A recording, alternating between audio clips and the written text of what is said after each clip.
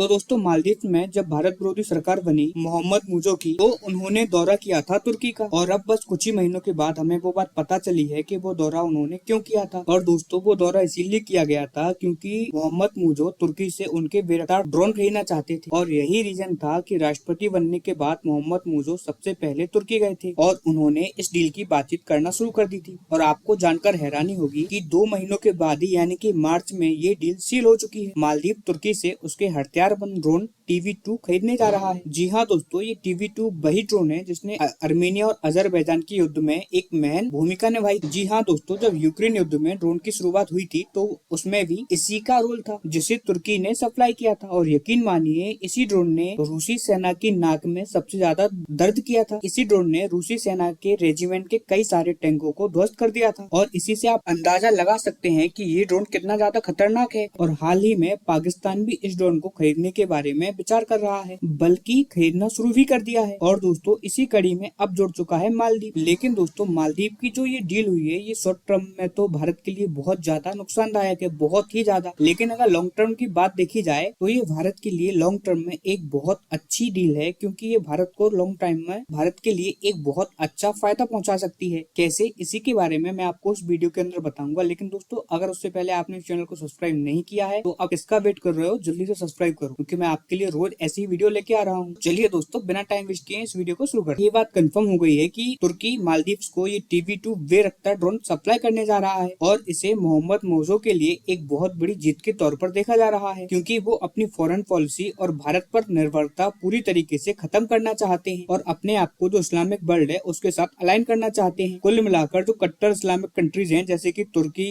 पाकिस्तान, इनके साथ ये ज्यादा अच्छे संबंध रखना चाहते हैं। और वो इसलिए ऐसा कर रहे हैं ताकि मालदीव में जो कट्टरपंथी लोग हैं वो इनका समर्थन करते रहे। और इसी बात का एक शानदार नमूना है एक डिफेंस की डील करना, वो भी एक हथियारबंद ड्रोन, जिसका की मालदीव को दूर दूर तक कोई आवश्यकता ही नहीं है। और इसी बात का मालदीव ने एक बहाना भी बनाया है कि हम ऐसे ड्रोन इसीलिए खरीद रहे हैं ताकि हम हमारे समुद्री सीमाओं की रक्षा कर पाएं। लेकिन दोस्तों फिर रक्षा करनी किससे है, इस बात की जानकारी ना तो उनको है और ना ही वो इस बात की जानकारी किसी को दे पा रहे हैं। वहीं दोस्तों आपको एक बात और बता दूं कि इस ड्रोन डील से मालदीव के सिर्फ 10% ऐसे लोग हैं जो खुश हैं, और पाकिस्तान के तो सारी जनता ही खुश है। लगभग 90% ऐसे लोग हैं जो पाकिस्तान में खुश हो रहे हैं। और अब आप बोलोगे कि पाकिस्तान इसमें क्यों खुश हो रहा है, तो पाकिस्तान इसमें इसीलिए खुश हो रहा है क्योंकि पाकिस्तान को लग रहा है कि मालदीव जो कि एक प्रो इंडिया कंट्री हुआ करता था वो अब इंडिया का दुश्मन बनता जा रहा है। वो हमारे साथ आएगा जिसका उपयोग हम भारत के खिलाफ कर पाएंगे। और इसीलिए पाकिस्तान में इस टाइम पर खुशियां भी मनाई जा रही है इस बात को लेकर। और शॉर्ट टर्म में देखा जाए तो ये भारत के लिए बहुत ज्यादा खतरनाक डील हो सकती है 4-4.5 साल तक। लेकिन इसी बात को अगर हम दूसरे पहलू से देखें तो मालदीव कहीं ना कहीं इस्लामिक कट्टरपंथ के करीब जा रहा है। लेकिन वहीं अगर हम देखें तो कुछ टाइम बाद हर 5 सालों में जैसे कि मालदीव में भी चुनाव होते हैं और मालदीव की